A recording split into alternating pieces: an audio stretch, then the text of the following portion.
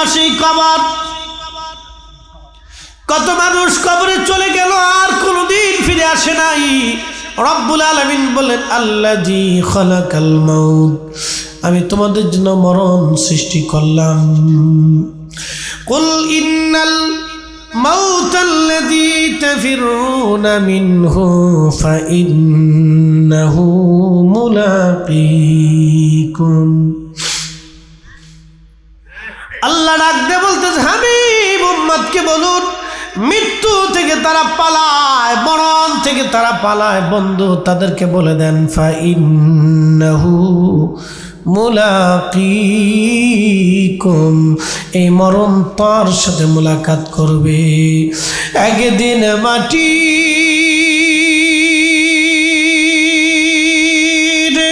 ভিতরে হবে ঘরে, মন আমার কেন বান্ধ দালান ঘর। ফুলকুচাবাসী খুব মনোযোগ দিবেন। আজকে যদি আপনি মারা যান, বাজান অপ্রিয় দুটা সত্য কথা আপনাকে বলে দিয়ে যাই। আজকে আপনি যদি মারা যান, আপনাকে ঘর থেকে বের করে নিয়ে আসা হবে। ঘর থেকে বের করে আনার পরে আপনাকে একটা বিছানার চাদর দিয়ে অথবা আপনার গায়ের চাদর দিয়ে আপনার কাপড়ের উপরে শরীরের উপরে ঢেকে দেওয়া হবে। বন্ধু ওই কাপড়ে ওই চাদরে কোনোদিনও আপনার স্ত্রী সন্তান আর ব্যবহার করবে না।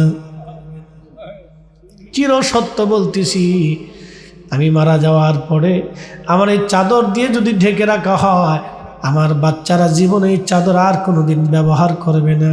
বলবে আব্বার লাশের উপরে কাপড়টা ছিল, ওরা ভয় পাবে, ডরাবে। বাবারের লাশের উপরে যে কাপড় ছিল, এই কাপড়টা আমরা কেমনে গায়ে দিই ভয় করে। যে প্রিয়তম স্ত্রী একাধারে 40 বছর ধরে আপনার সাথে সংসার করলো, একই বিছানায় ঘুমাইলেন, একই কম্বলের নিচে ঘুমাইলেন, একই সাথে বসবাস করলেন, একই বিছানায় বসে বসে খাবার খাইলেন, আপনার খাবার তাকে খাওয়াইলেন, তার খাবার আপনাকে খাবার দিলেন, কত সুখে দুঃখে পাশে একসাথে জীবন কাটাইলেন। এই স্ত্রী আপনার যেই বিছানার চাদর দিয়ে আপনার লাশ ঢাকা হবে, এই চাদর আপনার স্ত্রী আর কোনোদিনও বিছানায় বিছাইবে না। তার কাছে ভয় লাগবে, ভয় লাগবে আমার স্বামীর গায়ের উপরে মরা লাশের উপরে কাপড় দেওয়া হয়েছিল। চির সত্য কথাগুলি বলতেছি, যদিও শুনতে খারাপ শোনা যাবে, কিন্তু এটাই সত্য। প্রিয় মুসলমান, আল্লাহর কোরআনে আল্লাহ ডাক দিয়ে বলেন, ইয়া আইয়ুহাল্লাযীনা আমানু লা তুলহিকুম আমওয়ালুকুম ওয়ালা আওলাদুকুম আন যিকরিল্লাহ।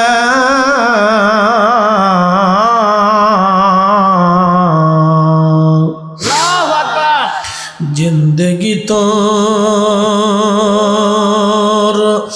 যাইরে ফাঁকি দিয়া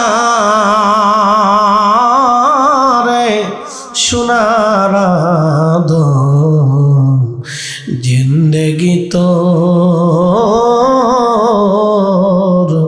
যাই ফাঁকি দিয়া। ও আদম রে,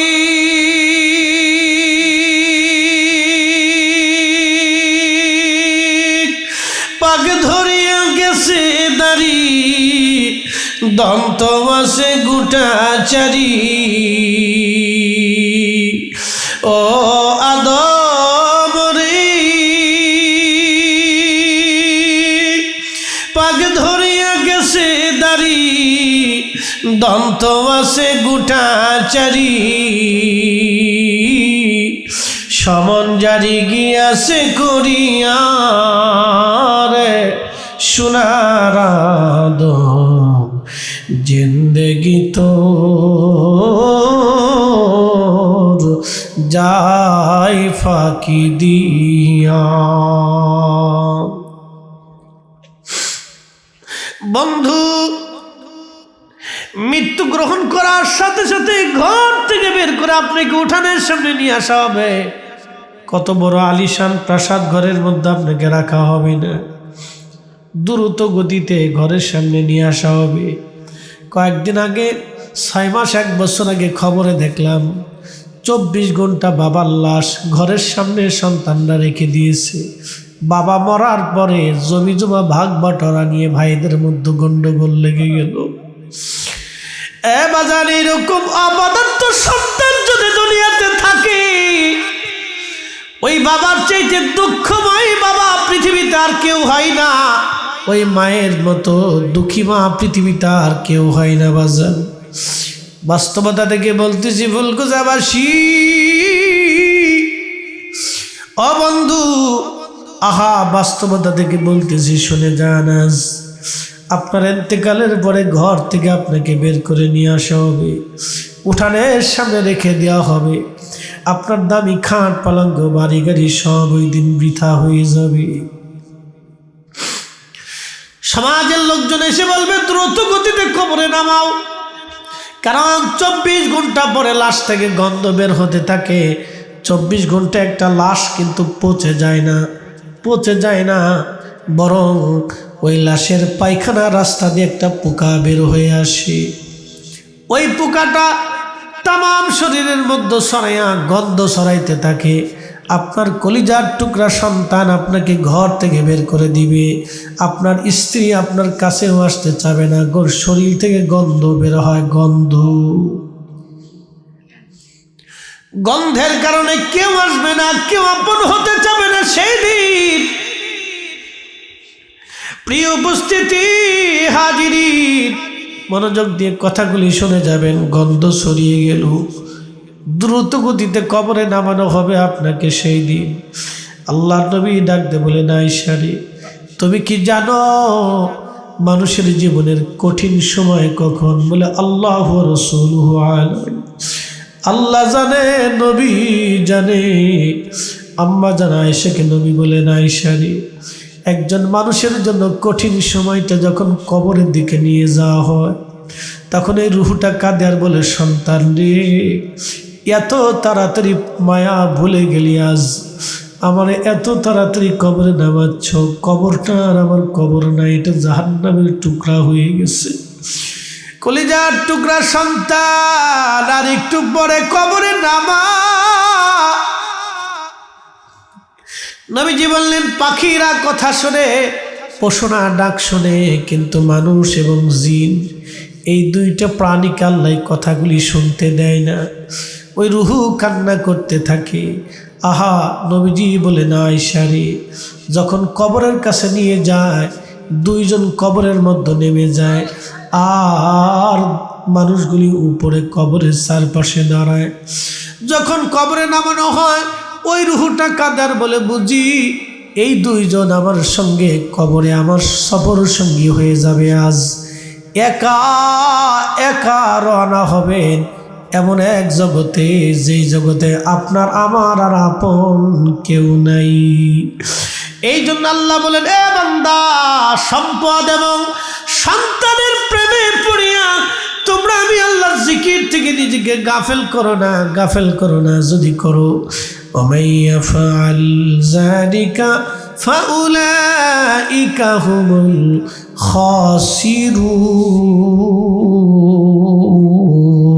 الخاسرون। बादशाह क्या फकीर हो, सबको एक ही ठिकाना।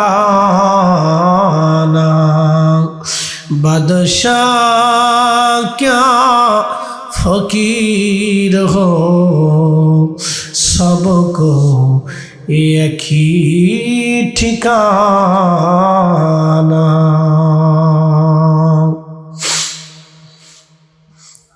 প্রিয় ফুলকুচাবাসী, মনোযোগ দিবেন। বড় কঠিন রুহু দেহটাকে যখন কবরে নামানো হয়, ওই দুইজন লোক কবর থেকে উঠে আসে। নবী বলেন, আয়েশা রে, তখন ওই রুহুটা কাদার বলে, বুঝছি আমার সঙ্গে আজ আর কেউ যাবে না, আমি একা হয়ে গেলাম। ওই রুহুটা কাঁদতে থাকে। সেই দিন নবীজি বললেন, কবরস্থ করে মাটির ভিতরে দাফন করে সব মানুষ চলে আসবে, কিন্তু আয়েশা রে, আমার উম্মতকে বইল, ও আমার সাহাবীরা, আমার উম্মতরা তোমার ভাইকে কবরে রেখে তাড়াহুড়া করে কবর থেকে চলে এসো না, কবরের পাশে কিছু সময় দাঁড়াও। ইস্তাগফিরু লিআখিকুম, তোমরা তোমার ভাইয়ের কবরের পাশে দাঁড়ায় দাঁড়ায় তার জন্য ইস্তিগফার করো, যাতে আল্লাহ তাকে মাফ করে দেয়। কিছু সময় পরে মুনকারে নেকির আসবে প্রশ্ন করার জন্য। মুনকারে নেকিরের প্রশ্নের জবাব যাতে সহজ হয়ে যায়, সেই জন্য তোমরা তোমার ভাইয়ের কবরের পাশে দাঁড়াও, কবরের পাশে দাঁড়াও, কবরের পাশে দাঁড়াও। এই জন্য কবর দেওয়ার পরে তাড়াহুড়া করে চলে আসবেন না, কিছু সময় কবরের পাশে দাঁড়াবেন, দোয়া করবেন, কোরআন থেকে তেলাওয়াত করবেন, কিছু সময় কবরের পাশে দাঁড়ায়া তার জন্য দোয়া করবেন। রাসূলের একজন সাহাবী, তার নাম আব্দুল্লাহ জিল বাজাদাইন রাদিয়াল্লাহু আনহু, তিনি রাসূল কারীমের এমন প্রেমিক সাহাবী ছিলেন, ধনাঢ্য বংশের সন্তান ছিলেন। দুনিয়াদারি সব ছেড়ে দিয়ে তিনি আল্লাহর নবীর কদমে এসে কালেমা পড়ে মুসলমান হয়ে গেলেন। কালেমা পড়ে যখন মুসলমান হলেন আব্দুল্লাহ জিল বাজাদাইন, মুসলিম হয়ে যাওয়ার পরে তার চাচা এসে বলল, আব্দুল্লাহ তুমি মুসলমান হয়ে গেছো, অতএব আমরা ইয়াহুদি, তুমি মুসলমান, আমাদের গোত্রে তোমার কোনো জায়গা হবে না, তুমি চলে যাও নবী মুহাম্মাদের কাছে। কিন্তু আমি চাচা তোমাকে সমস্ত সম্পদ থেকে বঞ্চিত করলাম, একটা করেও সম্পদ তুমি কখনো পাবে না। আব্দুল্লাহ জিল বাজাদাইন ডাক দেখো, চাচা দুনিয়ার সব কিছু দিয়ে দিতে পারি, কিন্তু আমি যে কালেমা গ্রহণ করেছি চাচা গো, এই কালেমা আমি কোনোদিন দেব না। চাচা ডাক দে বলেন, আব্দুল্লাহ তাহলে তোমার পরনের জুব্বাখানা আমাদের টাকার কেনা, ওই জুব্বা দিয়ে দাও। আব্দুল্লাহ জিল বাজাদাইন ওই জুব্বাখানা খুলে দিলেন। জুব্বা খুলে দেওয়ার পরে চাচা ডাক দে বলে, আব্দুল্লাহ জুব্বা তো দিলা, কিন্তু তোমার পরনের লুঙ্গিটা আমাদের টাকা আনিতে গেথে রেখেছি প্রেমের মালা। ইয়া রাসূলুল্লাহ ইয়া হাবিবাল্লাহ, ইয়া রাসূলুল্লাহ ইয়া হাবিবাল্লাহ, ইয়া রাসূলুল্লাহ।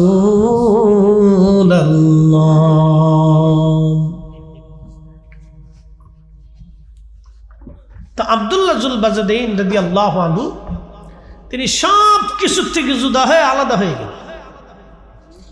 কয় টুকরা চাদর? একসাথে বলেন, কয় টুকরা? 2 টুকরো চাদর, আর কিচ্ছু নেই। এই জন্য ওনারা সাহাবী। আল্লাহ কোরআনে তাদের মর্যাদা সম্পর্কে বলেছেন, রাদিয়াল্লাহু আনহুম ওয়া রাদু আন। তারা, আল্লাহ বলেন আমি তাদের উপরে খুশি, তারাও আমি আল্লাহর উপরে খুশি। যালিকা লিমান খাশিয়া রাব্বা, কেন? তারা আমি আল্লাহকে ভয় করত। পৃথিবীর একজন রাসূলের আদনা সাহাবীর জুতা যদি এক পাল্লায় দেন, আর আমাদের সবাইকে যদি আর এক পাল্লায় দেন, রাসূলের একজন আদনা সাহাবীর জুতা আর ওজনের সমান হবে না। কথা কর না কেন, জোরে বলেন। দুনিয়াতে কিছু মানুষ সম্মানিত থাকবে, হাসরের ময়দানে তারা অসম্মানিত হবে। দুনিয়াতে অসম্মানিত ব্যক্তিগুলি হাসরের ময়দানে আল্লাহর কাছে সম্মানিত হবে একটা কারণে, ইন্না আকরামাকুম ইনদাল্লাহি আতকাকুম, যার অন্তরে আল্লাহর ভয় বেশি, আল্লাহর দরবারে তার দাম বেশি। কি কথা কর না কেন, ঠিক কি না? যার অন্তরে কার ভয় বেশি? আল্লাহর ভয়। জোরে বলেন, কার ভয়? আল্লাহর ভয় বেশি, তার দাম আল্লাহর দরবারে তত বেশি। একসাথে বলা যাবে না আল্লাহু আকবার। এই বক্তার চাইতে শ্রোতার দাম আল্লাহর কাছে কিয়ামতের ময়দানে বেশি হয়ে যাবে। কি কথা কর না কেন? ইমামের চাইতে মুসল্লির দাম কিয়ামতের ময়দানে আল্লাহর কাছে বেশি হয়ে যাবে, কারণ আল্লাহর ভয় অন্তরে থাকার কারণে। কথা কন, ঠিক কিনা? আল্লাহর ভয় অন্তরে থাকার কারণে দাম বেশি হয়ে যায়। তো রাসূল করিম তাবুকের যুদ্ধের ময়দানের জন্য খেদমত জোগাড় করতেছেন, দান জোগাড় করতেছেন। তো যুদ্ধ হবে, সাহাবে کرام কে কি দিবেন, চলেন যুদ্ধের জন্য তো অনেক খরচ। তো সব সাহাবী কিছু না কিছু দিলেন, আল্লাহর পথে ব্যয় করলেন। আবু বকর দিলেন, ওমর দিলেন, উসমান দিলেন, আলী, তালহা, জুবাইর, আব্দুর রহমান, সব সাহাবী কম বেশি করে দিলেন। আবু বকরও কিছু একটা ছোট্ট টুপলা নিয়ে আসলেন। তো নবীজি বললেন, আবু বকর কি আনছো? বলে হুজুর ঘরে যা আছে সব নিয়েছি। বলে ঘরে কি রাখছো? বলে আল্লাহ এবং তার রসুল রাখছি।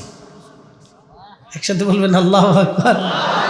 আল্লাহ রাখছি, নবী রাখছি। আমি জানি ঠান্ডায় কষ্ট হচ্ছে, বাতাস ছাড়ছে, ঘিরে দিলে সবচেয়ে বেটার। লম্বা কথা বাড়াবো না, কথা শেষ। মেহমানরা আসছেন, কথা বলবেন, আমাদেরও কিছু কাজ আছে, দোয়া হবে, খুব মনোযোগ দেন।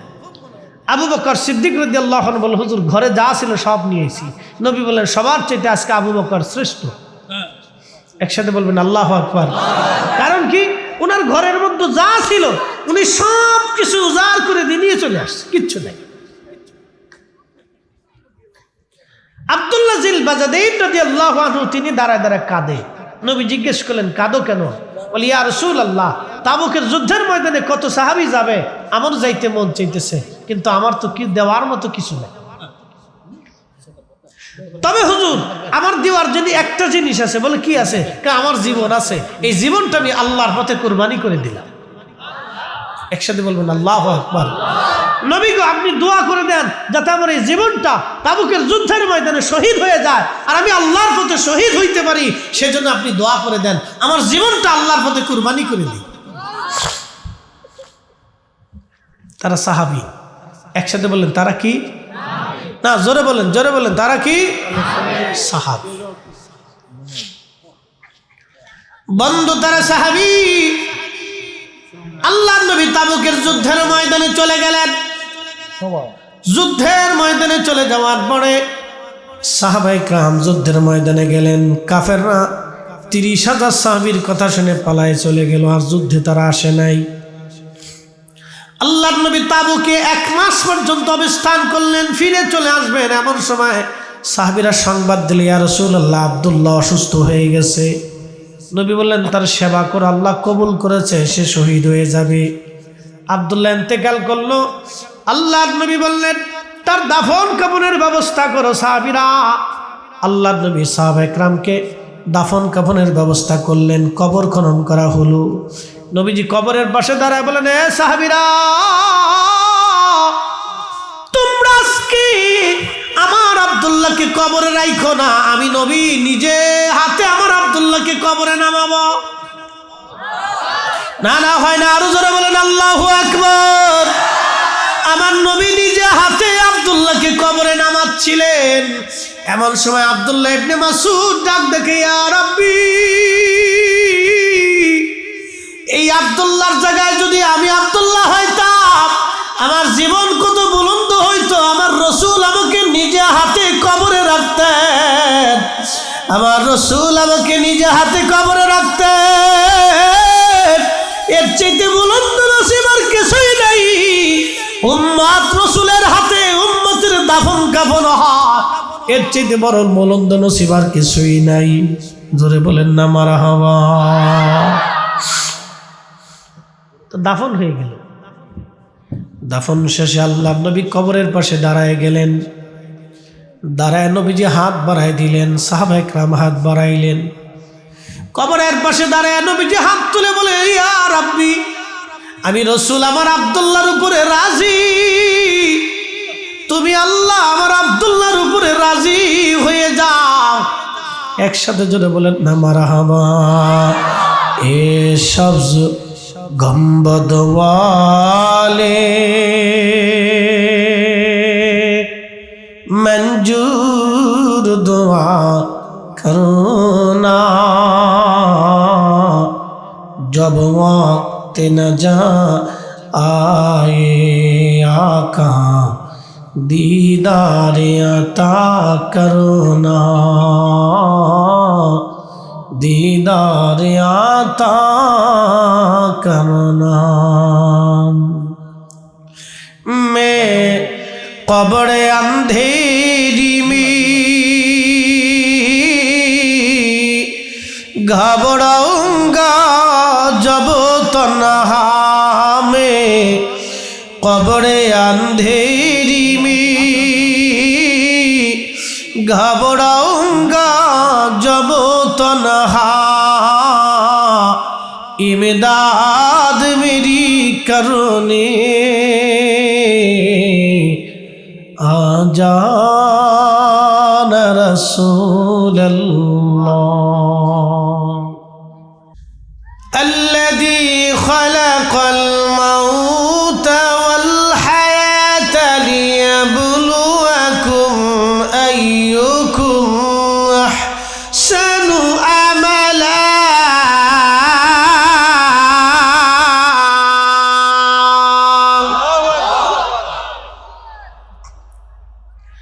الذي خلق الموت আমি তোমাদের মৃত্যু সৃষ্টি করছি।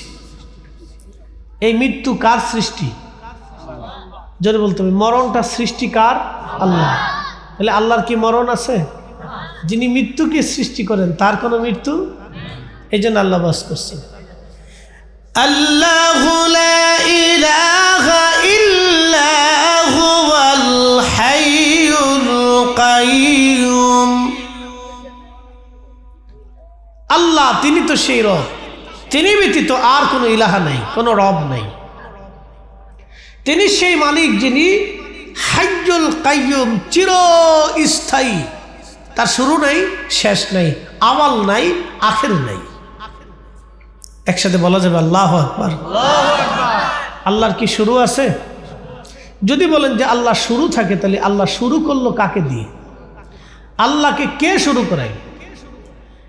ইমামুল আজম আবু হানিফা রাহমাতুল্লাহ আলাইহির সময়ে এক নাস্তিক বারবার ইরাকের বাগদাদ ভরে চিল্লায় বলে, এ মুসলমানরা, আমার 3টা প্রশ্নের জবাব দেওয়ার মতো পৃথিবীতে কোনো মুসলমান, কোনো দার্শনিক, কোনো পণ্ডিত, কোনো জ্ঞানী নাই। তো নাস্তিক বলতেছে, আমার 3টা প্রশ্নের জবাব পৃথিবীতে কেউ দিতে পারবে না। তো নাস্তিক বিরাট বড় পণ্ডিত, সারা ইরাকের বাগদাদ ভরে খালি ঘুরে ঘুরেই বলি বেড়ায়। তো লোকেরা বলল, ঠিক আছে, ইমামুল আজমকে যা বলল, হুজুর এই নাস্তিকের জ্বালায় তো অস্থির হয়ে গেলাম, তার একটা জবাব দিয়ে দেন। তো ইমাম আজম বললেন, ঠিক আছে, দিন তারিখ নির্দিষ্ট করো, আমি তার সাথে কথা বলব। দিন তারিখ নির্দিষ্ট হলো, দুইজনে বসে গেলেন। নাস্তিক প্রশ্ন করলো, হ্যাঁ ইমাম বলো, আল্লাহর আগে কি? তোমরা তো আল্লাহকে এক বলো, তো আল্লাহর আগে কি এটা বলো। কোরআন হাদিস দিয়ে উত্তর দিলে হবে না, আমাকে যুক্তিপূর্ণ তথ্য দিয়ে প্রমাণ সাবমিট করে আমাকে উত্তর দিতে হবে।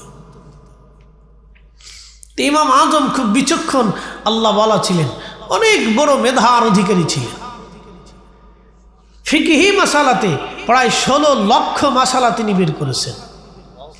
একসাথে বলবেন আল্লাহু আকবার।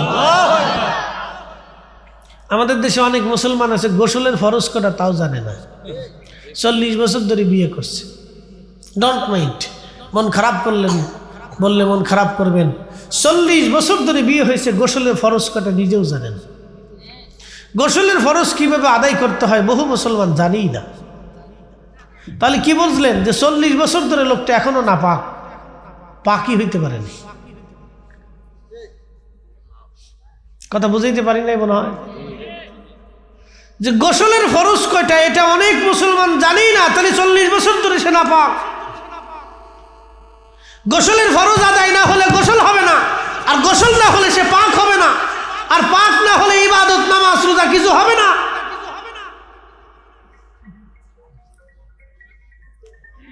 আর সেখানে ইমামুল আজম আবু হানিফা কোরআন হাদিস থেকে গবেষণা করে 16 লক্ষ মাসালা বের করেছেন। একসাথে জোরে বলা যাবে আল্লাহু আকবার। না না, জোরে জোরে জোরে নারে তাকবীর, হাত উঁচা করে বলেন আল্লাহু আকবার। শীত বেশি পড়ছে তাতে কি হয়েছে? আমরা তো আর গরম কম না, ঠিক আছে না? কাছে কাছে ঘেসে ঘেসে বসে প্যান্ডেলটা ঘিরে দেওয়ার দরকার ছিল। একবারে পুরাটা ঘিরে একবারে তাঁবুর মতো সিস্টেম করে দিলে তাহলে গরম পড়তো। আর নিচে খড় বিছিয়ে দেওয়ার দরকার ছিল। জানা উচিত এই জানুয়ারির প্রথম এই ডিসেম্বরের শেষ 15 থেকে জানুয়ারি 15 পর্যন্ত শীতের প্রকোপ থাকে বেশি। এই সময় যা করতে হবে খুব হিসাব করে করতে হবে। এই সময় যারা ওয়াজে হুজুরদের কাছ থেকে ডেট নেয় তারা জিতে না, তারা ঠগে। কারণ শীতের কারণে মানুষ ওয়াজে আসে না, এমনিও ওয়াজে আসতে চায় না। এরপরে শীত একটু বললে না যাইতাম না, শীত পড়ছে। আমি আমার রাজবাড়ির এক এলাকায় ওয়াজ করতে গেছি, এক মুসল্লিকা হুজুর একটা মাসালা দেন। কি মাসালা? আমাদের মসজিদের মুয়াজ্জিন খেতার ভিতরে হইয়া হইয়া ফজরে আজান দিছে, আজান কি হইব? আমি কি মাসালা দিব? আমি কি বাবারে জীবনে সালাতের কাজা অধ্যায় পড়ছি, তো নামাজের আজানের কাজার অধ্যায় তো কোনোদিন পড়ি নাই। আর মুয়াজ্জিনকে হুজুর কি করবো খান, মুসল্লিদেরকে ওয়াদা করান, শীতের ডরে একটা মুসল্লিও ফজরের নামাজে আসে না, আমি একাই আজান দিই একাই পড়ি। তো চিন্তা দেখলাম আমার আর উঠতে লাভ কি, আমি খেতার ভিতরে হান দিয়ে ফজরের আজান দিয়েছি। আমি হাসতে হাসতে বাসি না, মুয়াজ্জিনও শরম লজ্জা করে না, করছি আমি। তো গা হুজুর ওই ওয়াদা করেন যাতে তারা নামাজ আসে। তো এক মুসল্লি বুড়া মানুষ, দাদার বয়সী, চিন্তা করলো যে বহুদিন যাই না, আজকে কাঁপতে কাঁপতে কম্বল টম্বল ভেসে লাড়তে লাড়তে আইসি। আরে আজান হয় কিন্তু হুজুর নাই, কিরে মুয়াজ্জিন কো? দেখ মুয়াজ্জিন লেফের ভিতরে শুয়েই মেরে দিচ্ছে।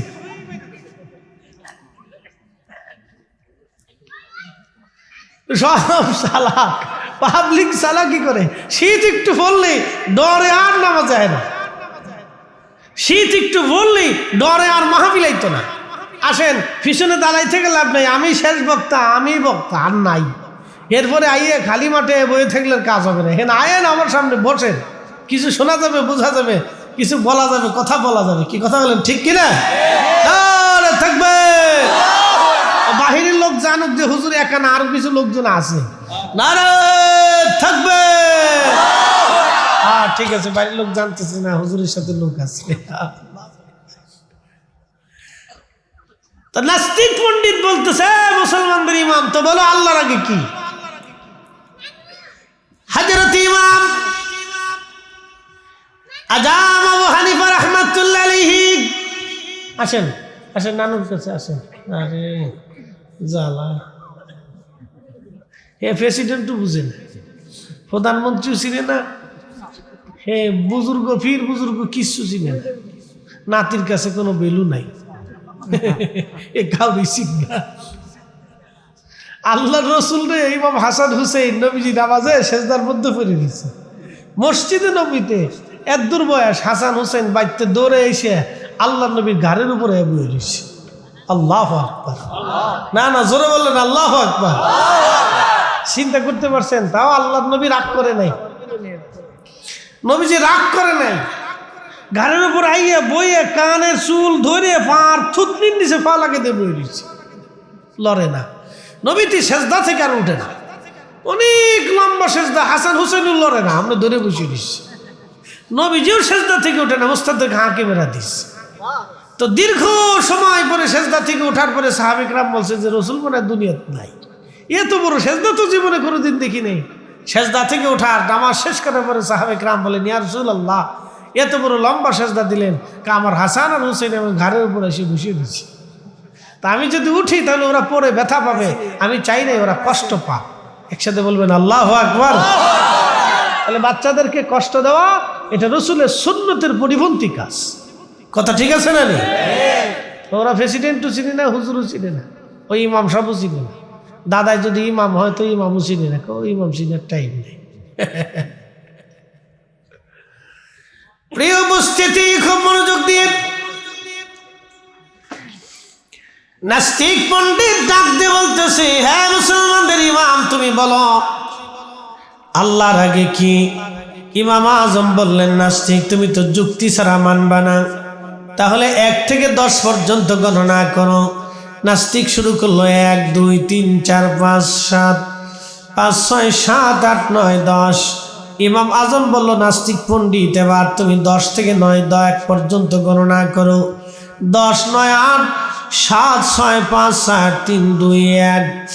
ইমাম আজম বলল, হ্যাঁ নাস্তিক পণ্ডিত তাহলে বলো 1-এর আগে কি?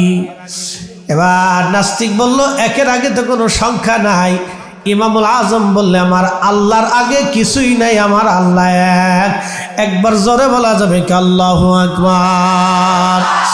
কখনো তোমাকে যদি ভুলি, হেদায়েতের আলো জেনে নিয় কাছে তুলি, ঠাই দিও প্রিয়তম, ওগো ঠাই দিও প্রিয়তম, ওগো মহিয়ান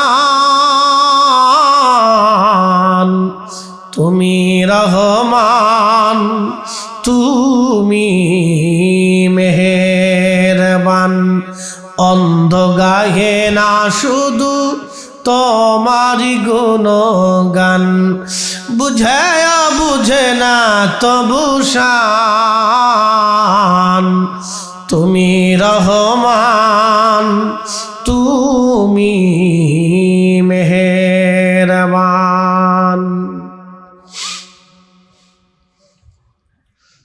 ফুলকুচাবাসী খুব মনোযোগ দিবেন।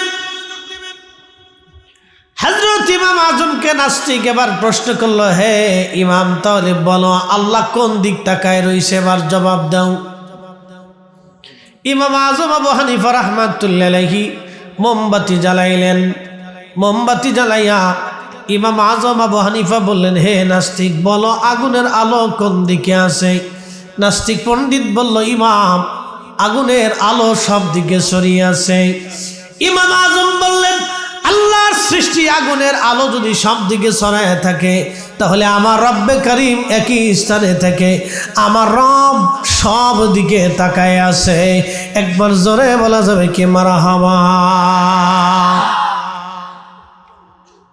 আমাদের দেশে সনাতন আছে না, হিন্দু আছে না ভাই? তো তাদের একটা বিশ্বাস আছে, তারা একটা বিশ্বাস নিয়ে ধর্ম পালন করে, এটা তাদের বিশ্বাস, আমি কটাক্ষ করব না। তারা তাদের বিশ্বাস, হিন্দুদের এক বিশ্বাস, জৈনদের এক বিশ্বাস, শিখদের এক বিশ্বাস, বৌদ্ধদের এক বিশ্বাস, খ্রিস্টানদের এক বিশ্বাস, ইহুদিদের এক বিশ্বাস, এরপরে আপনার আরও পৃথিবীতে যত ধর্ম আছে এক এক ধর্মের এক এক বিশ্বাস। আমরা মুসলমান যারা আছি আমাদের একটা বিশ্বাস আছে না ভাই? আমাদের আল্লাহ কয়জন? একসাথে বলুন, কয়জন? আমাদের আল্লাহর ক্ষমতা কি? আমার আল্লাহ তিনি সেই মহাশক্তির অধিকারী, তাম সৃষ্টি পুঙ্খানুপুঙ্খরূপে সুনিয়ন্ত্রিতভাবে তিনি পরিচালনা করেন। তিনি আমাদের রব, তিনি আল্লাহ। কথা বলেন ঠিক না বেঠে?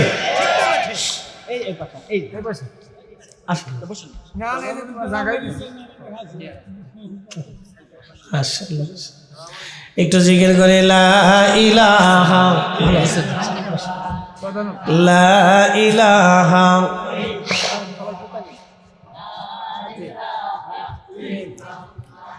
লা ইলাহা ইল্লাল্লাহু মুহাম্মাদুর রাসূলুল্লাহ সাল্লাল্লাহু আলাইহি ওয়াসাল্লাম। আজকের মাননীয় প্রধান অতিথি জনাব আলহাজ হযরত আলী সাহেব, বিশিষ্ট সমাজসেবক এবং বিশিষ্ট ব্যবসায়িক ঠিকাদার, তিনি আমাদের মাঝে এসেছেন। আমরা বলি না মারহাবা। প্রত্যেক মেহমান তারা তাদের নির্দিষ্ট স্থানে আসুক, আমরা তাদের সুস্বাগতম জানাই, তাদের সুস্বাস্থ্য দীর্ঘায়ু কামনা করি। আল্লাহ তাদেরকে সুস্থতার সাথে যেন আমাদের প্রোগ্রামে হাজির করান এবং আসার জন্য তৌফিক দেন, বলে না আমিন। যারা বাইরে আশেপাশে দাঁড়িয়ে আছেন, ও দাঁড়িয়ে না থেকে এসে চুপচাপ বসে পড়েন, জায়গাটা গরম করে ফেলে, ওটা ঠান্ডা করে লাভ নেই, চলে আসেন। যদ্দূর আল্লাহ যারে কবুল করবে সে আসবে। কথা বলেন ঠিক আছে না ভাই? জোর করে কি আনা যাবে?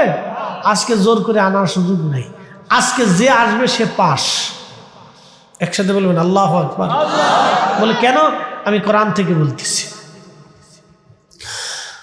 وَلَنَبْلُوَنَّكُمْ بِشَيْءٍ مِّنَ الْخَوْفِ وَالْجُوعِ وَنَقْصٍ مِّنَ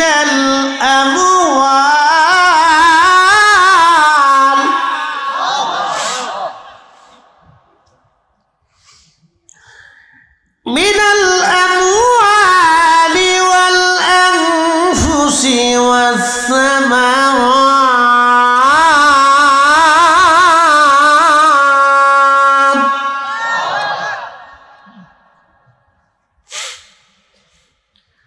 রব্বুল আলামিন কুরআনুল কারীমের ভিতরে আমার আল্লাহ বলে দিলেন, হে আমার বান্দারা, তোমাদেরকে পরীক্ষা করব। কি করব? একসাথে বলেন, কি করব? ছেলেরা পরীক্ষা দেয় কিনা? পরীক্ষা ছাড়া সার্টিফিকেট হয় কিনা? সুযোগ টুযোগ আছে কিনা? 2 নম্বরই সিস্টেম। এখন আর ওটা নাই, আগে একসময় ছিল, মানে এটা রুদ্ধ হয়ে গেছে, সিস্টেমটা নাই এখন। তো খুব মনোযোগ দিয়ে প্রিয় উপস্থিতি, রব্বুল আলামিন বললেন, বান্দা তোমাদেরকে পরীক্ষা করব, তোমাদেরকে পরীক্ষা করব আমি আল্লাহ। কি দিয়ে? মাঝে মধ্যে ভয় দিয়ে পরীক্ষা করব। ভয়টা কি? হঠাৎ করে ঠান্ডা পড়ে গেল।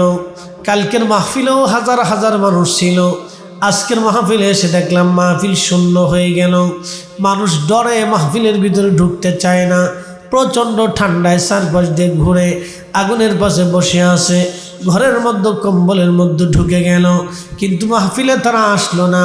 আল্লাহ বললেন, তোমাদেরকে ভয় দেখাই আমি পরীক্ষা করব এবং তোমাদের শস্য শ্যামল নষ্ট করব, অতিবৃষ্টি দিব, অনাবৃষ্টি দিব, খরা দিব, সাইক্লোন দিব, মহামারী দিব, প্রচণ্ড শীত দিব, প্রচণ্ড গরম দিব, এইগুলি তোমাদের জীবন কেড়ে নিব, আমি তোমাদেরকে পরীক্ষা করব।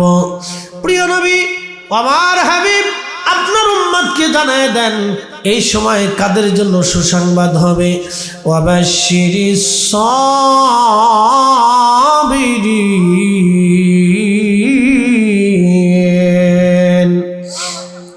এই কঠিন সময় যারা ধৈর্য ধারণ করবে, হাবিব আমার বলে দেন তারাই সফল কাম হবে, তাদের জন্য সুসংবাদ হবে।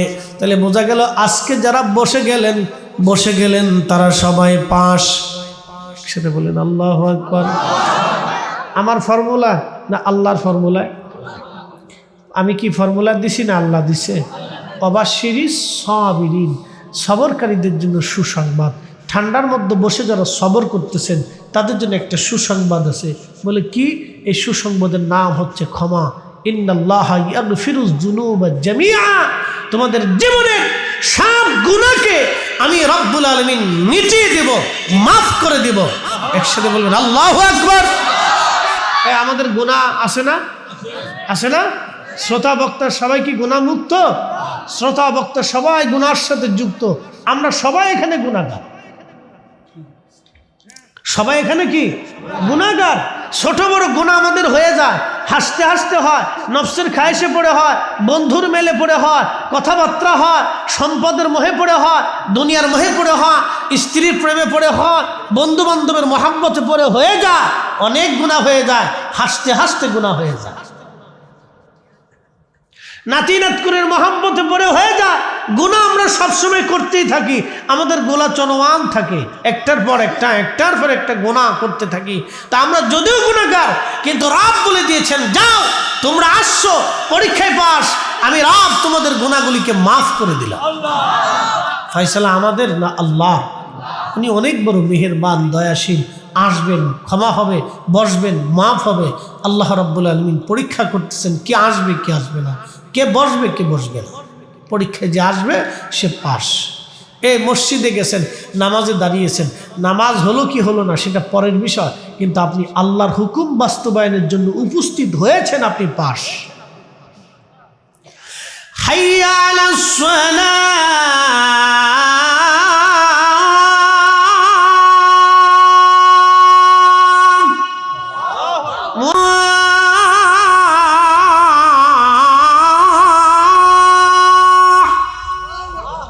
তোমরা কল্যাণের দিকে আসো, তোমরা উপকারিতার দিকে আসো, তোমরা ভালো কাজের দিকে আসো, সালাতের দিকে আসো। মুয়াজ্জিন যখন ডাক দিয়েছে আপনি তখনই ঘুরঘুর করে দোকান বন্ধ করে দিয়েছেন, ব্যবসা বন্ধ করে দিয়েছেন, আইছেন, এটাই পাস। একসাথে বলবেন মারহাবা। ইয়া আইয়ুহাল্লাযীনা আমানু ইযা নুদিয়া লিস-সালাতি মিন ইয়াউমিল জুমআতি ফাসআউ ইলা যিকরিল্লাহি ওয়া যারুল বাই'।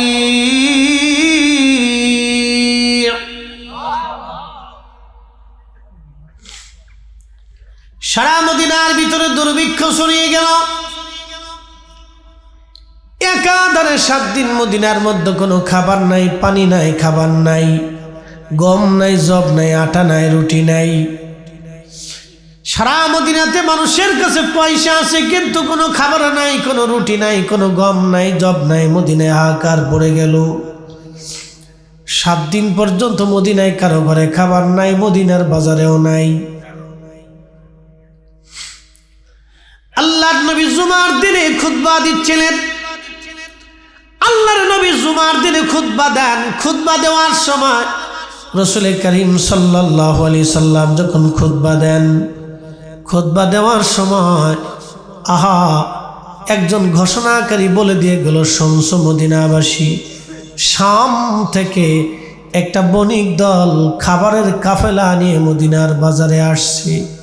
যার যার আপন জনের জন্য পণ্য সামগ্রী যা যা প্রয়োজন কিনে নিয়ে আসুন।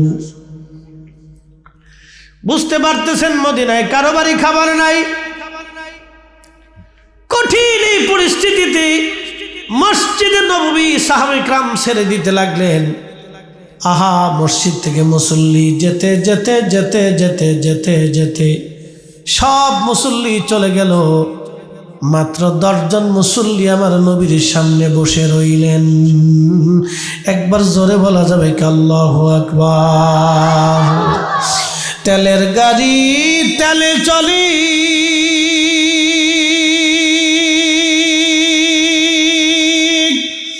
হাওয়ার গাড়ি হাওয়ায় উড়ে, বিনা তেলে চালাই গাড়ি নবী সুলাইমান। আমরা সেই মুসলমান।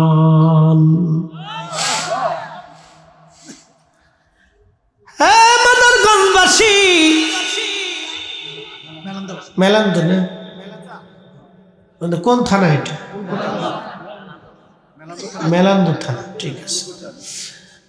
মেলান্দবাসী, ফুলকুচাবাসী খুব মনোযোগ দিবেন।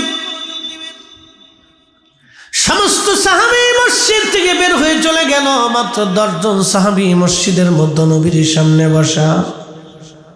আল্লাহ নবী খুতবা শেষ করার পরে দেখলেন কোনো সাহাবী নাই, মাত্র 10 জন সাহাবী বসে আছে। আল্লাহর হাবিবের সামনে বসা হযরত আবু বকর, প্রিয় নবী তখনই ঘোষণা দিলেন আবু বকর ফিল জান্নাতি।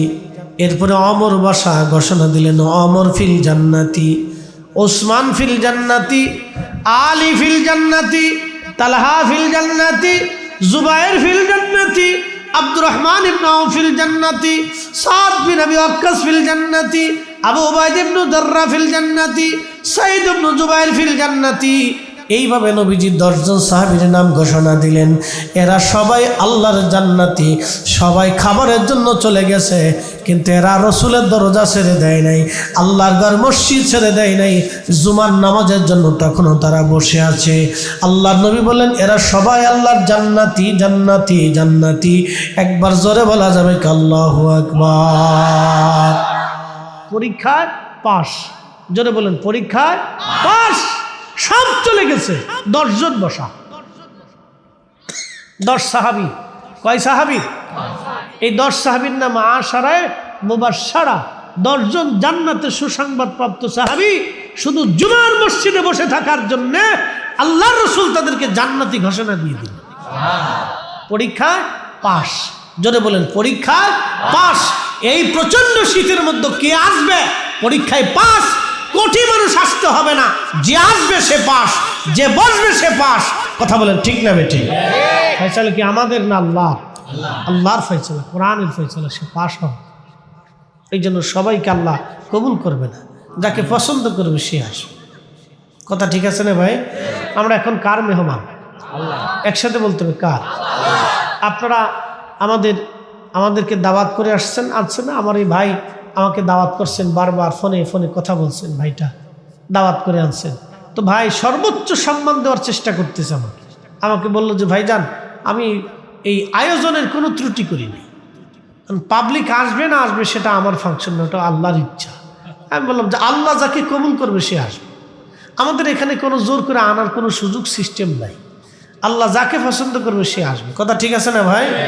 তা আয়োজনের কোনো কমতি নেই, সদিচ্ছারও কোনো কমতি নেই। আমি মেহমান হিসেবে আসবো, আমার সমাদরও আপনার কম করেন, যথেষ্ট সমাদর করছেন। এখন আল্লাহ আপনাকে তার বেহেশতের বাগানে দাওয়াত করে আল্লাহ আপনাকে নিয়ে আসছে। এখন আল্লাহ আপনাকে কি সমাদর করবে সেটা আল্লাহর দরবারে।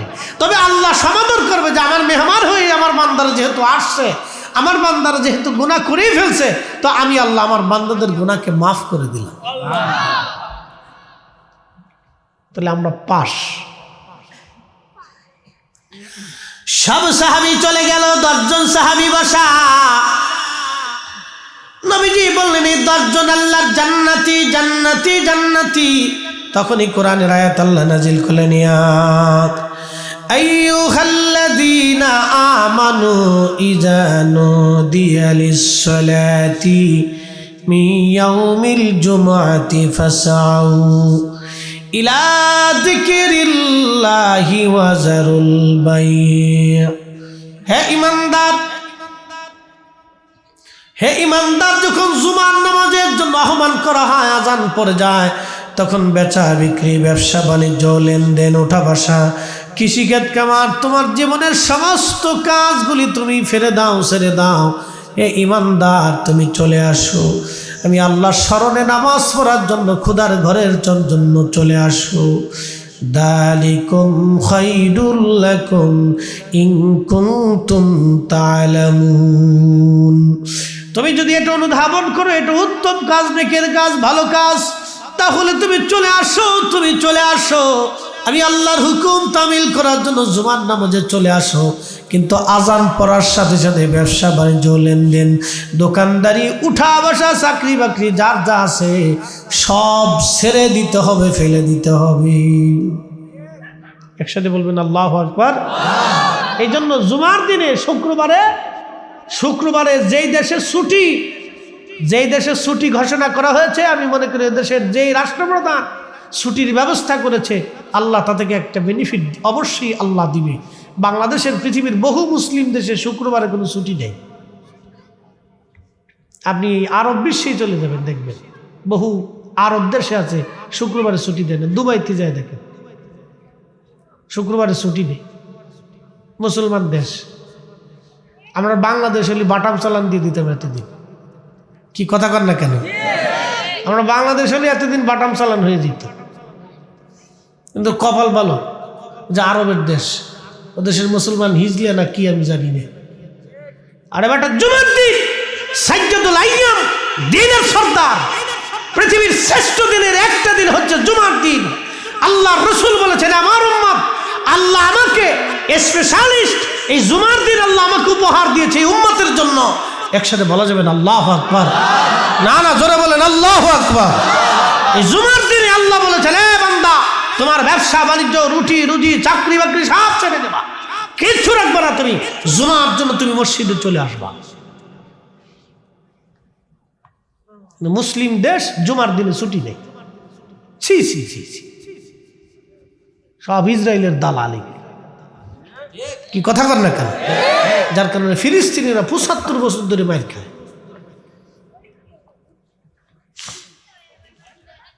মুসলমান, খুব ভালো করে কথাগুলি শুনে যাবেন। আজ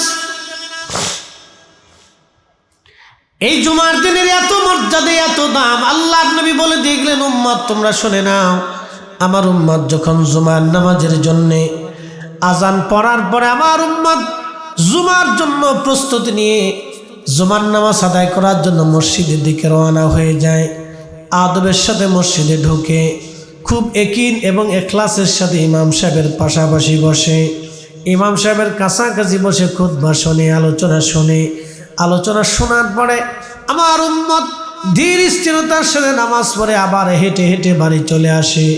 আমার উম্মতের প্রত্যেক কদমে কদমে কদমে কদমে 1 বছরের ইবাদত এবং 1 বছরের নফল রোজা রাখার নেকি আমার উম্মতের আমল নামায় আমার আল্লাহ লিখে দেয়। একবার জোরে বলা যাবে কি মারহাবা? কয় বছর? প্রত্যেক কদমে কয় বছর? জোরে বলেন, প্রত্যেক কদমে কয় বছর? প্রত্যেক কদমে কদমে 1 বছর। এমনও মুসল্লি আছে বাড়ি থেকে মসজিদে হেঁটে যাইতে আসতে 500 কদম, 500 কদম যদি হয় 500 বছর, 400 কদম হলে 400 বছর, 1000 কদম হলে 1000 বছর। শুধু এই উম্মতের জন্য আল্লাহ জুমা দিলেন। পৃথিবীর কোন উম্মতকে আল্লাহ জুমা দেন না, শুধু আমাদেরকে আল্লাহ জুমা দিয়েছেন। আস্তে হয়ে গেল না? জোরে বলেন। এই জুমাকে কেন্দ্র করে আমার নবীর 10 জন সাহাবী আশারে মুবাশশারা হয়ে গেল, পৃথিবী থেকে জান্নাতের সার্টিফিকেট নিয়ে গেলেন, যা অন্য কোন নবীর উম্মতের ভাগ্যে জোটে নাই। জুমা খুব গুরুত্ব দিবেন। এমনি সময় বিয়ে বাড়ি যাওয়ার সময় যেমন সুন্দর পোশাক পরেন, জুমার দিনে খয়রাতি পোশাক পরেন না, এদিন বালা পোশাক পরেন। গোসল টোসল পাক সাফ হবেন, একবারে সুন্দর সাবান টাবান মাইকা আতর টাতর দিয়ে খুব সুন্দর করে পরিষ্কার হবেন, শরীরে যাতে গন্ধ না খায়, ফটকা ফটকা গন্ধ যাতে না আসে। বুঝতে পারছেন না আপনারা? কুয়াশাও পড়তেছে বৃষ্টির মতো। আল্লাহ আজকে দিয়ে খুশি, আমরা পাইয়া খুশি। একসাথে বলেন আলহামদুলিল্লাহ। আলহামদুলিল্লাহ।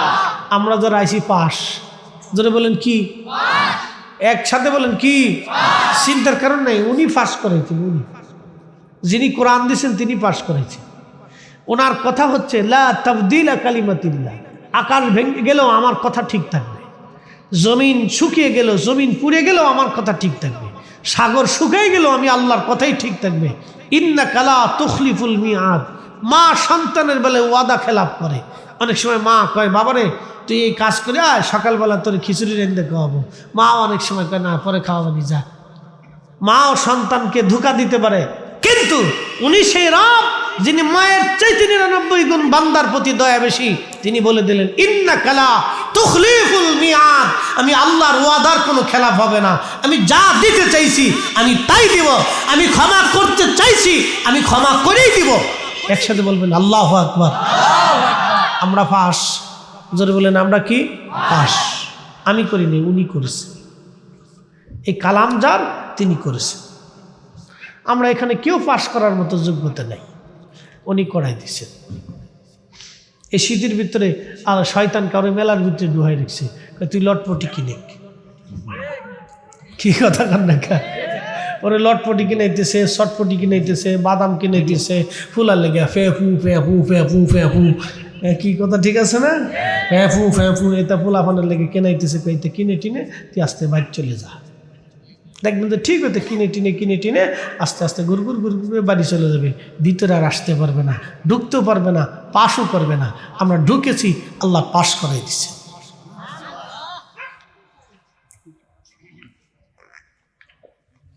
শয়তান এর উপরে বিজয় হয়েছে, কিন্তু আমাদের কাছে পরাস্ত হয়েছে। ইন্নাহু লাকুম আদুউম মুবিন। সে প্রকাশ্য দুশমন, আমাদের ক্ষতি করার জন্য আপ্রাণ প্রচেষ্টা করতেছে। 9 লক্ষ বছর ইবাদত করলো। আল্লাহ যখন বলে দিলেন আল্লাহ রাব্বুল আলামিন তাকে তাড়িয়ে দিলেন, দূর হয়ে যা, আজাজিল দূর হ, আমি আল্লাহর স্থানে তোর কোনো জায়গা হবে না। তোকে আমি কাফেরদের অন্তর্ভুক্ত করে দিলাম। শয়তান আল্লাহকে বলে নিয়ে আরব 9টা লক্ষ বছর তোমার ইবাদত করছি, একটা না, সেজদার পর সেজদা দিছি, হাজার হাজার শত শত বছর তোমার সেজদার মধ্যে পড়ে থাকছি, আমার কি কিছু দেবা না? আল্লাহ বলে কি চাস? বলে আল্লাহ 3টে জিনিস দিবা। রব্বুল আলামিন তুমি আমাকে 3টা জিনিস দিবা। আল্লাহ ডাক দিলেন শয়তান তুমি কি চাও? বলে 1 নম্বর কিয়ামত পর্যন্ত হায়াত দিবা। আল্লাহ বললেন তা দিলাম। 2 নম্বর তাম পৃথিবীর তাসাররুফ করবে 1 সেকেন্ডে ক্ষমতা দিলাম দেবা। আল্লাহ বললেন তাও দিলাম। আর কি চাস? বলে রব্বুল আলামিন আল্লাহু আকবার তোমার বান্দাদের শিরার ভিতর দিয়ে ঢুকে কালবের মধ্যে বসে বসে ধোঁকা দেওয়া আর শক্তি দেওয়া। আল্লাহ বলেন তাও দিলাম। কি করবি? বলে ও আল্লাহ তোর ইজ্জত জালালের কসম করি, তোমার বান্দারে ধোঁকা দিয়ে দিয়ে আমি তোমার বান্দারে গুনাহ করায় করায় জাহান্নামী বানাবো। আল্লাহ ডাক দে বলবে বান্দা শয়তান তুই আমার বান্দারে গুনাহ করাবি, আর আমার বান্দা ক্ষমা চাইতে দেরি হবে, আমি রব্বুল আলামিন ক্ষমা করতে দেরি করব না। একবার জোরে বলা যাবে কি মারহাবা। কখনো তোমাকে যদি ভুলি,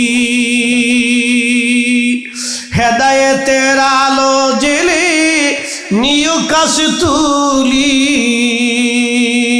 ঠাই দিও প্রিয়তম, ওগো ঠাই দিও প্রিয়তম, ওগো মহিয়ান তুমি রহমান।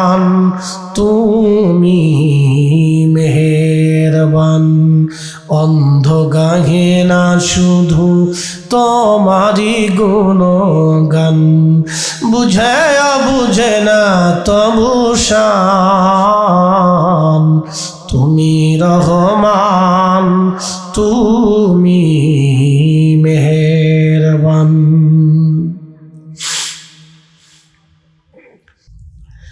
হে ফুলকুচাবাসী মনোযোগ দিবেন, এই যে পাশেই কবর, কত মানুষ কবরে চলে গেল আর কোনোদিন ফিরে আসে নাই। রব্বুল আলামিন বলেন আল্লাযী খালাকাল মাউত, আমি তোমাদের জন্য মরণ সৃষ্টি করলাম। কুল ইন্নাল মাউতাল্লাযী তাফিরুনা মিনহু ফাইন্নাহু মুলাকীকুম। আল্লাহ ডাক দিয়ে বলতেছে হাবিব উম্মতকে বলুন, মৃত্যু থেকে তারা পালায়, মরণ থেকে তারা পালায়, বন্ধু তাদেরকে বলে দেন ফাইন্নাহু মুলাকীকুম, এই মরণ তার সাথে মুলাকাত করবে। একদিন মাটির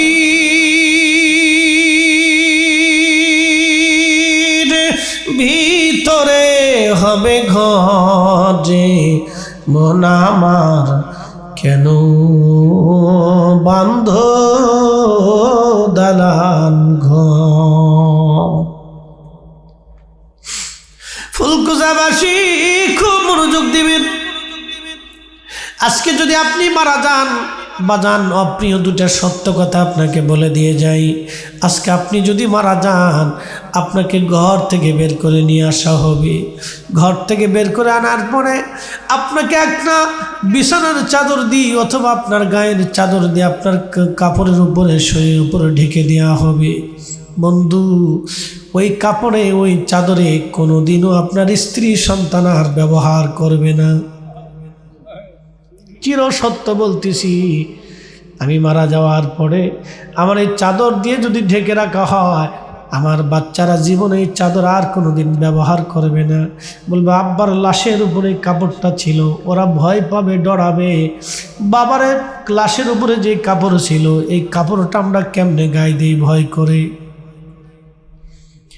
যে প্রিয়তম স্ত্রী একাধারে 40 বছর ধরে আপনার সাথে সংসার করলো, একই বিছানায় ঘুমাইলেন, একই কম্বলের নিচে ঘুমাইলেন, একই সাথে বসবাস করলেন, একই বিছানায় বসে বসে খাবার খাইলেন, আপনার খাবার তাকে খাওয়াইলেন, তার খাবার আপনাকে খাবার দিলেন, কত সুখে দুঃখে পাশে একসাথে জীবন কাটাইলেন। এই স্ত্রী আপনার যেই বিছানার চাদর দিয়ে আপনার লাশ ঢাকা হবে, এই চাদর আপনার স্ত্রী আর কোনোদিনও বিছানায় বিছাইবে না। তার কাছে ভয় লাগবে, ভয় লাগবে আমার স্বামীর গায়ের উপরে মরা লাশের উপরে কাপড় দেওয়া হয়েছিল। চির সত্য কথাগুলি বলতেছি, যদিও শুনতে খারাপ শোনা যাবে কিন্তু এটাই সত্য। প্রিয় মুসলমান, আল্লাহর কোরআনে আল্লাহ ডাক দিয়ে বলেন ইয়া আইয়ুহাল্লাযীনা আমানু লা তুলহিকুম আমওয়ালুকুম ওয়ালা আওলাদুকুম আন যিকরিল্লাহ।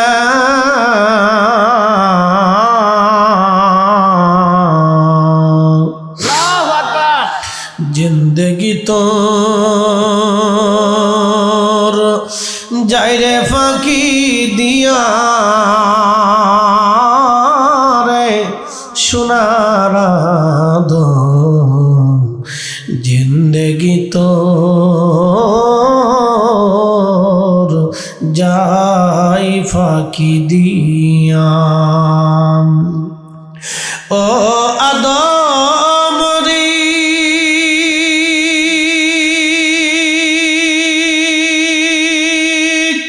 পাগ ধরিয়া গেছে দাড়ি, দন্ত আছে গোটা চারি। ও আদম রে পাগ ধরিয়া গেছে দাড়ি, দন্ত আছে গোটা চারি। সমন জারি গিয়াছে করিয়া রে সোনার আদম জিন্দগি তোর যায় ফাঁকি দিয়া। বন্ধু,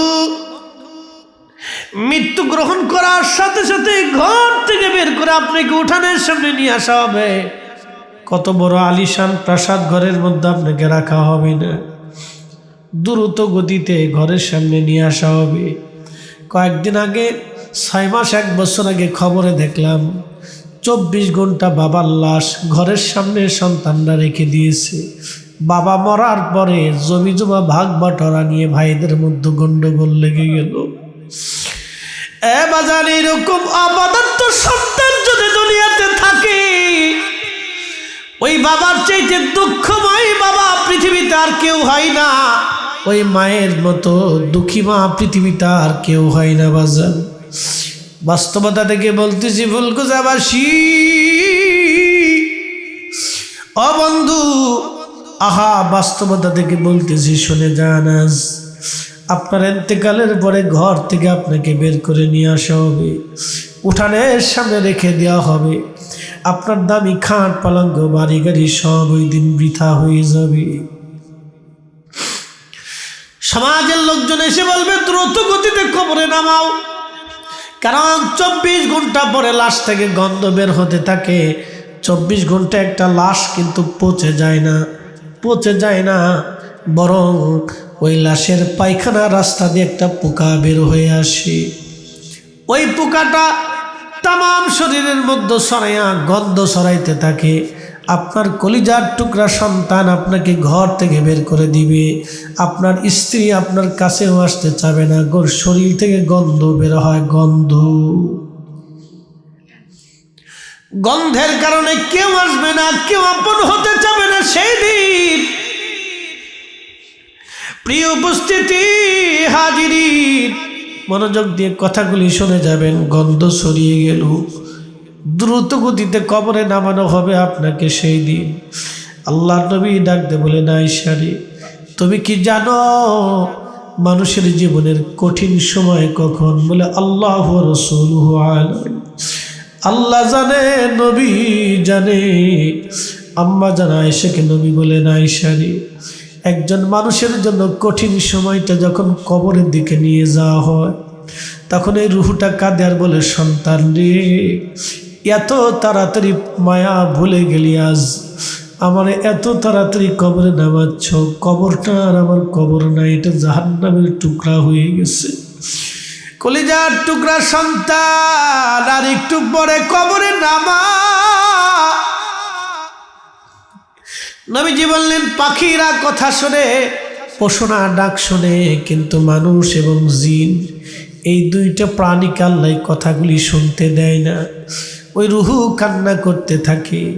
আহা, নবীজি বলেন, আয়েশা রে, যখন কবরের কাছে নিয়ে যায়, দুইজন কবরের মধ্যে নেমে যায়, আর মানুষগুলি উপরে কবরের চারপাশে দাঁড়ায়।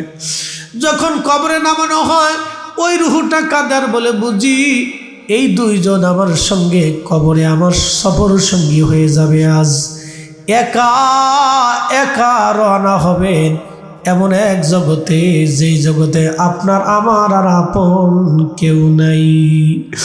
এই জন্য আল্লাহ বলেন, এ বান্দা, সম্পদ এবং সন্তানের প্রেমে পড়িয়া তোমরা আমি আল্লাহর জিকির থেকে নিজেকে গাফেল করো না। যদি করো, ওমাই ইয়াফআল যালিকা ফাউলাইকা হুমুল খাসিরুন।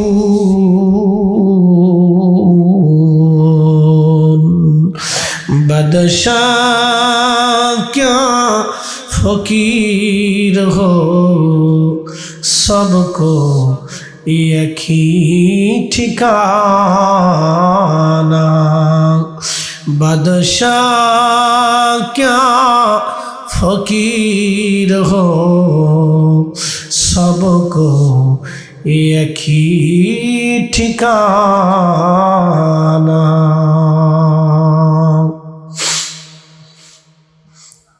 প্রিয় ফুলকুচাবাসী, মনোযোগ দিবেন। বড় কঠিন রুহু দেহটাকে যখন কবরে নামানো হয়, ওই দুইজন লোক কবর থেকে উঠে আসে। নবী বলেন, আয়েশা রে, তখন ওই রুহটা কাদার বলে, বুঝছি আমার সঙ্গে আজ আর কেউ যাবে না, আমি একা হয়ে গেলাম। ওই রুহটা কাঁদতে থাকে, কাঁদতে থাকে। সেই দিন নবীজি বললেন, কবরস্থ করে মাটির ভিতরে দাফন করে সব মানুষ চলে আসবে, কিন্তু আয়েশা রে, আমার উম্মতকে বইল, ও আমার সাহাবীরা, আমার উম্মতরা, তোমার ভাইকে কবরে রেখে তাড়াহুড়া করে কবর থেকে চলে এসো না, কবরের পাশে কিছু সময় দাঁড়াও। ইস্তাগফিরু লিআখিকুম, তোমরা তোমার ভাইয়ের কবরের পাশে দাঁড়ায় দাঁড়ায় তার জন্য ইস্তিগফার করো, যাতে আল্লাহ তাকে মাফ করে দেয়। কিছু সময় পরে মুনকারে নেকির আসবে প্রশ্ন করার জন্য। মুনকারে নেকিরের প্রশ্নের জবাব যাতে সহজ হয়ে যায়, সেই জন্য তোমরা তোমার ভাইয়ের কবরের পাশে দাঁড়াও, কবরের পাশে দাঁড়াও, কবরের পাশে দাঁড়াও। এই জন্য কবর দেওয়ার পরে তাড়াহুড়া করে চলে আসবেন না, কিছু সময় কবরের পাশে দাঁড়াবেন, দোয়া করবেন, কোরআন থেকে তেলাওয়াত করবেন, কিছু সময় কবরের পাশে দাঁড়ায়া তার জন্য দোয়া করবেন। রাসূলের একজন সাহাবী, তার নাম আব্দুল্লাহ জিল বাজাদাইন রাদিয়াল্লাহু আনহু, তিনি রাসূল কারীমের এমন প্রেমিক সাহাবী ছিলেন, ধনাঢ্য বংশের সন্তান ছিলেন। দুনিয়াদারি সব ছেড়ে দিয়ে তিনি আল্লাহর নবীর কদমে এসে কালেমা পড়ে মুসলমান হয়ে গেলেন। কালেমা পড়ে যখন মুসলমান হলেন আব্দুল্লাহ জিল বাজাদাইন, মুসলিম হয়ে যাওয়ার পরে তার চাচা এসে বলল, আব্দুল্লাহ, তুমি মুসলমান হয়ে গেছো, অতএব আমরা ইয়াহুদি, তুমি মুসলমান, আমাদের গোত্রে তোমার কোনো জায়গা হবে না, তুমি চলে যাও নবী মুহাম্মাদের কাছে। কিন্তু আমি চাচা তোমাকে সমস্ত সম্পদ থেকে বঞ্চিত করলাম, একটা করেও সম্পদ তুমি কখনো পাবে না। আব্দুল্লাহ জিল বাজাদাইন ডাক দেখো, চাচা, দুনিয়ার সব কিছু দিয়ে দিতে পারি, কিন্তু আমি যেই কালেমা গ্রহণ করেছি, চাচা গো, এই কালেমা আমি কোনোদিন দেব না। চাচা ডাক দে বলেন, আব্দুল্লাহ, তাহলে তোমার পরনের জুব্বাখানা আমাদের টাকার কেনা, ওই জুব্বা দিয়ে দাও। আব্দুল্লাহ জিল বাজাদাইন ওই জুব্বাখানা খুলে দিলেন। জুব্বা খুলে দেওয়ার পরে চাচা ডাক দে বলে, আব্দুল্লাহ, জুব্বা তো দিলা, কিন্তু তোমার পরনের লুঙ্গিটা আমাদের টাকা আনিতে গেথে রেখেছি প্রেমের মালা, ইয়া রাসূলুল্লাহ, ইয়া হাবিবাল্লাহ, ইয়া রাসূলুল্লাহ, ইয়া হাবিবাল্লাহ, ইয়া রাসূলুল্লাহ।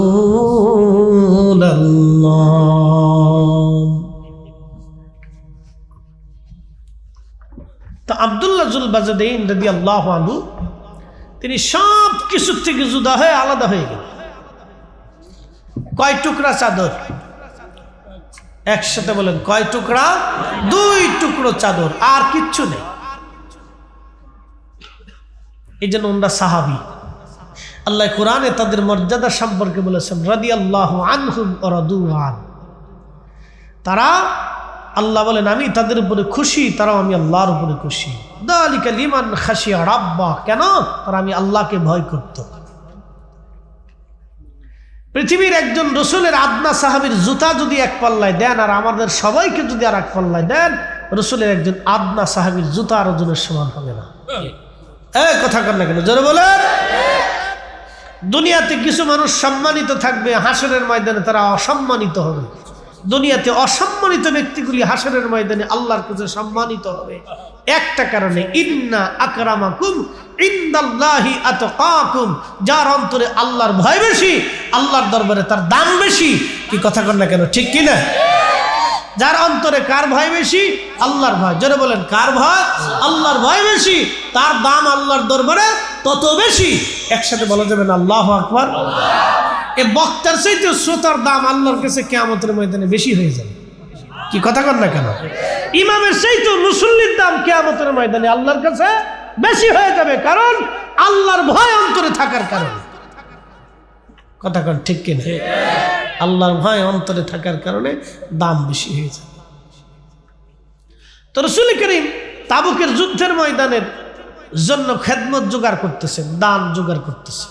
তো যুদ্ধ হবে, সাহাবে কেরাম কে কি দিবেন, চলেন যুদ্ধের জন্য তো অনেক খরচ। তো সব সাহাবী কিছু না কিছু দিলেন, আল্লাহর পথে ব্যয় করলেন। আবু বকর দিলেন, ওমর দিলেন, উসমান দিলেন, আলী, তালহা, জুবাইর, আব্দুর রহমান, সব সাহাবী কম বেশি করে দিলেন। আবু বকরও কিছু একটা ছোট্ট টুপলা নিয়ে আসলেন।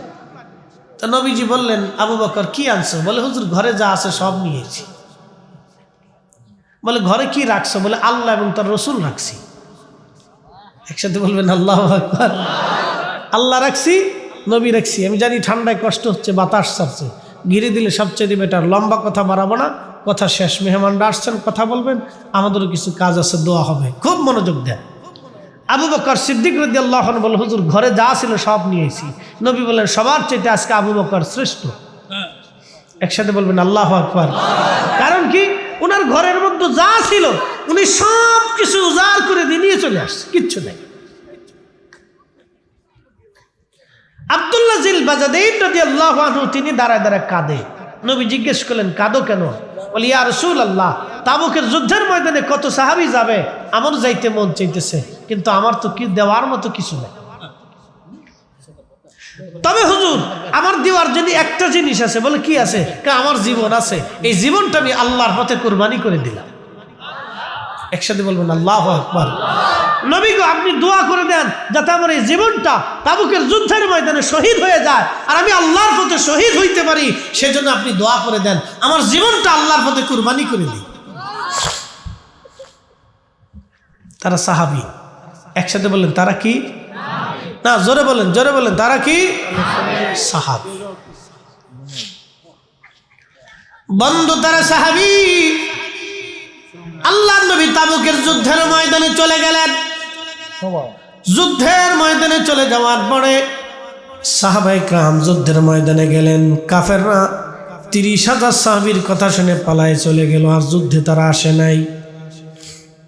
আল্লাহর নবী তাবুকে 1 মাস পর্যন্ত অবস্থান করলেন, ফিরে চলে আসবেন। এমন সময় সাহাবীরা সংবাদ দিল, ইয়া রাসূলুল্লাহ, আব্দুল্লাহ অসুস্থ হয়ে গেছে। নবী বললেন তার সেবা করে আল্লাহ কবুল করেছে, সে শহীদ হয়ে যাবে। আব্দুল্লাহ ইন্তেকাল করলো।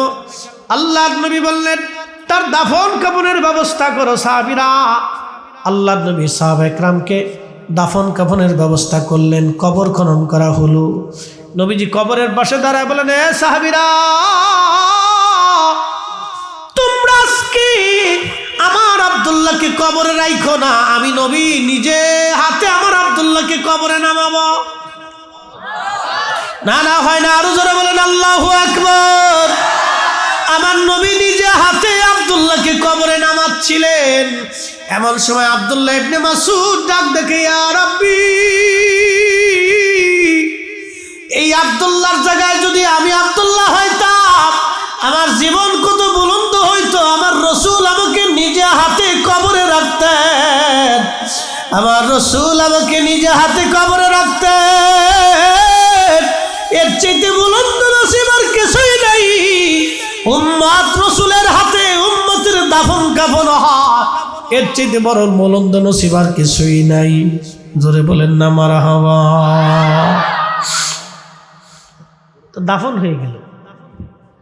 দাফন শেষে আল্লাহর নবী কবরের পাশে দাঁড়ায় গেলেন। দাঁড়ায় নবীজি হাত বাড়ায় দিলেন, সাহাবায়ে কেরাম হাত বাড়াইলেন। কবরের পাশে দাঁড়ায় নবীজি হাত তুলে বলে, ইয়া রাব্বি, আমি রাসূল আমার আব্দুল্লাহর উপরে রাজি। তুমি আল্লাহ আমার আব্দুল্লাহর উপরে রাজি হয়ে যাও। একসাথে জোরে বলেন না মারহাবা। এ সবজ গম্বদ ওয়ালে मंजूर दुआ करना, जब वक्त न जा आए आका दीदार अता करना, दीदार अता करना। मैं कब्र अंधेरी में घबराऊंगा जब तन्हा में कब्रे अंधेरी में घबराऊंगा जब तन्हा इमदाद मेरी करने आ जाना रसूल